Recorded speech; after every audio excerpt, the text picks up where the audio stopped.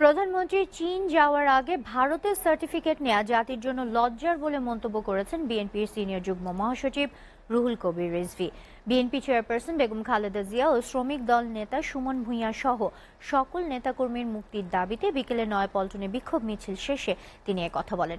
রিজভী বলেন, সরকারি কর্মকর্তারা শুধু মুজিব কোট পরে জয় বাংলা স্লোগান দিয়ে কোটি কোটি টাকা কামিয়েছেন।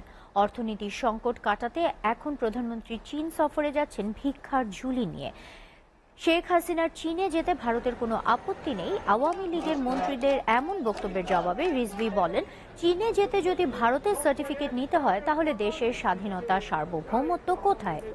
এ সময় তিনি অবিলম্বে বেগম খালেদা জিয়া সহ সকল রাজবন্দীর মুক্তির দাবি করেন। হামলা, মামলা, গ্রেফতার, নির্যাতন করে বিএনপি নেতাকর্মীদের দমন করা যাবে না বলেও হুঁশিয়ারি দেন রুহুল কবির রিজভী। আজকে ভারতের অনুমতি নিয়ে, ভারতের অনাপত্তি সার্টিফিকেট নিয়ে শেখ হাসিনাকে চীনের কাছে যেতে হয়, এই লজ্জা আজকে এই জাতির উপর আপনি চাপিয়েছেন।